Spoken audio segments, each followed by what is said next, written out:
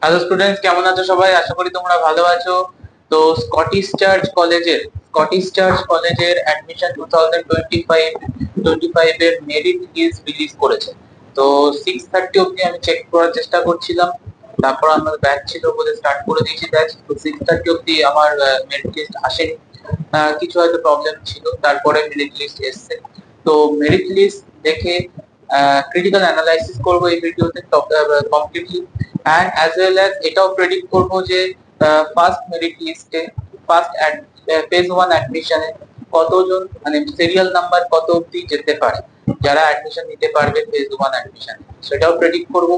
তো সব মিলিয়ে ভিডিওটা কমপ্লিটলি দেখো, অ্যান্ড অ্যানালাইসিস করলে পুরো ব্যাপারটা তোমাদের ক্লিয়ার হবে। তো before starting merit list discussion, আগে দেখে নাও ইনটেক ক্যাপাসিটি কত আছে। মাইক্রোবায়োলজির অ্যাডমিশন ইনটেক ক্যাপাসিটি 2025 এ আছে 33।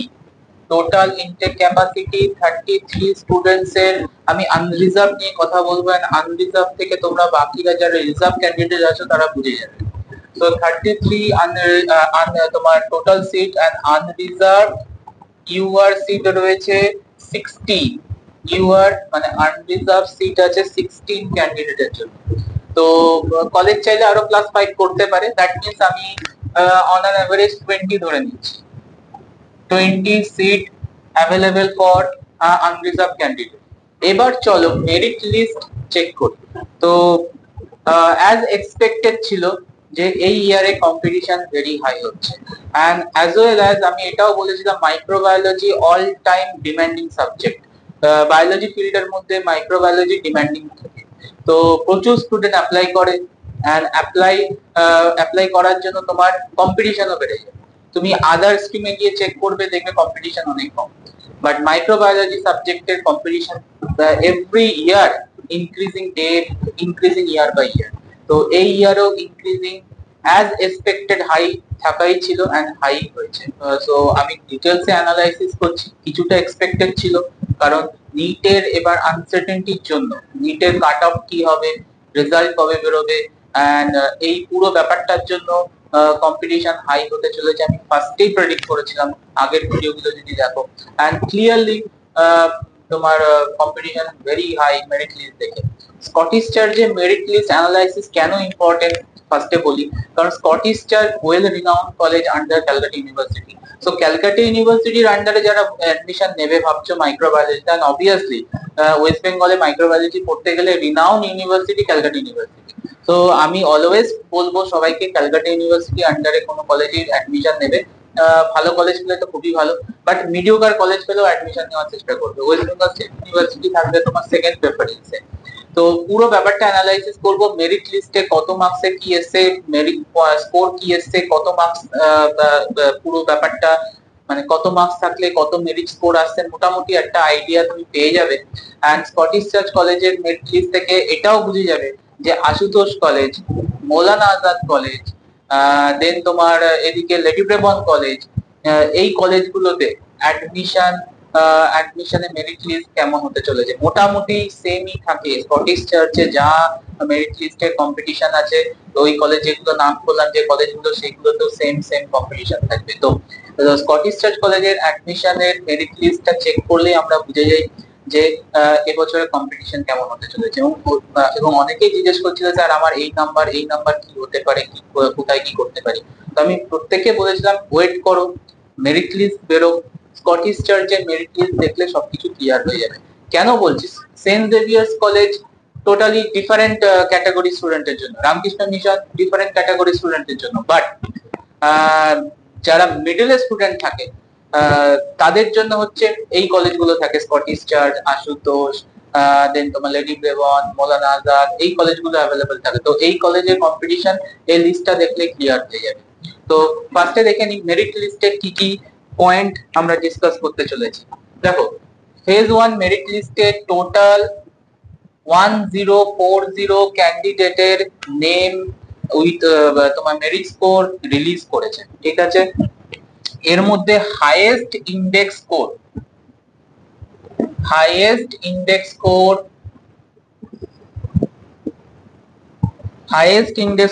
296।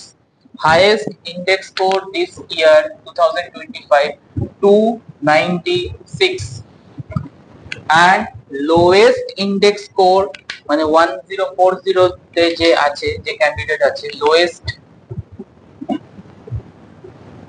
index score 149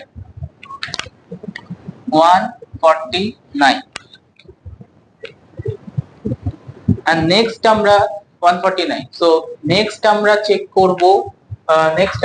করব যে 290 প্লাস মেরিট স্কোরে কতজন স্টুডেন্ট আছে and 280 প্লাস and 270 প্লাস।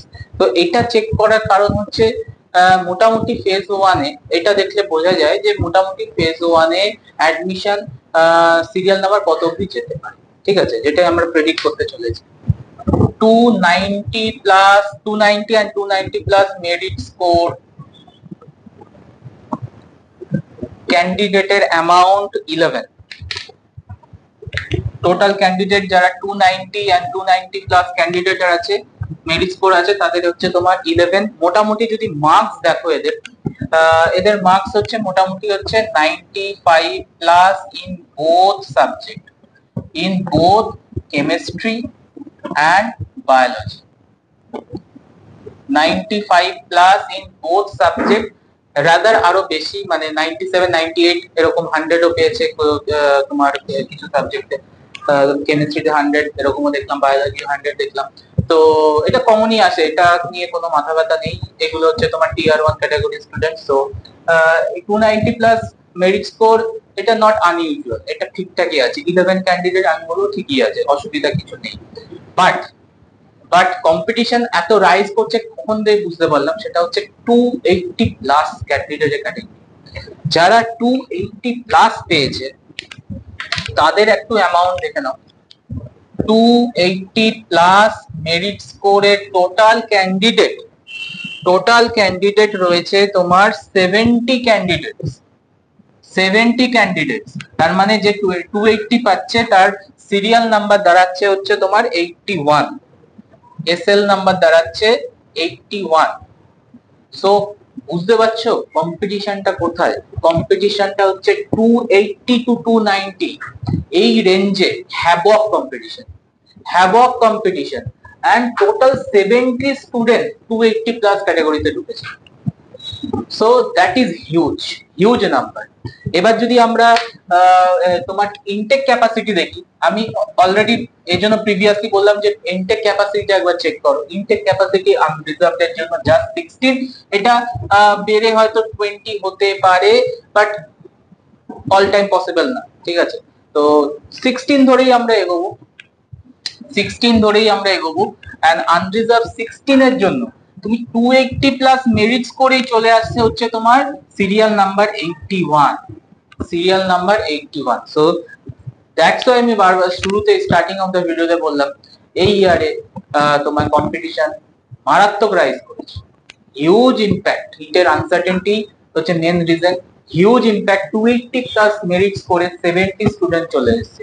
তার মানে তুমি যদি বুঝতে পারছো এখানে যে ফেজ 1 এ অ্যাডমিশন তো টোটাল 16 তো অবভিয়াসলি নেবে না, ফার্স্টে কিছু এখানে কাটিং হবে, নিটের রেজাল্ট বেরোলে এখান থেকে কিছু স্টুডেন্ট বেরিয়ে যাবে, কিছু জেভিয়ার্স এর স্টুডেন্টস বেরোবে, তো এইভাবে স্টুডেন্ট কাট হতে থাকে। এবার মেন জায়গায় আসে, সেটা হচ্ছে তোমার কাট অফ র্যাঙ্ক প্রেডিক্টর, মানে এবছরের মেরিট লিস্টের বেসিসে কত সিরিয়াল নাম্বার অবধি তোমার কাট অফ যেতে পারে ফার্স্ট ফেজে। তো নেক্সট চেক করো।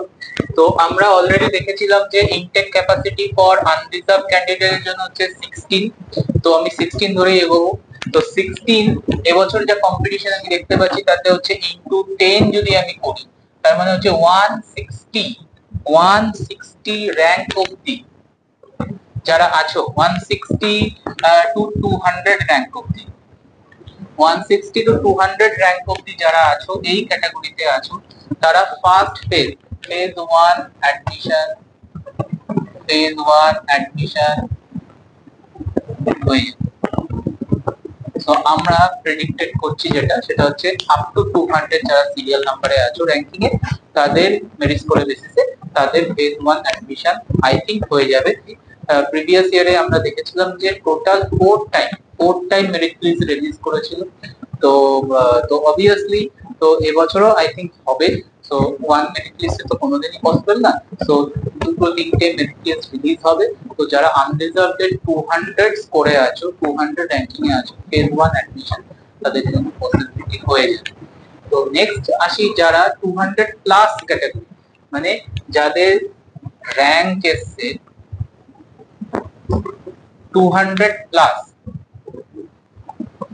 তাদের জন্য আমি একটা কথাই বলবো, তারা এখন তোমার ডিসার্টেন হয়ে লাভ নেই। তোমাদের কাজ হচ্ছে এখন যে অ্যাডমিশন প্রসেস চলছে সেটা হচ্ছে Saint Paul's admission, Saint Paul's correctional mission college. তো সেখানে তোমরা পার্টিসিপেট করো, সেখানে অ্যাপ্লাই করো।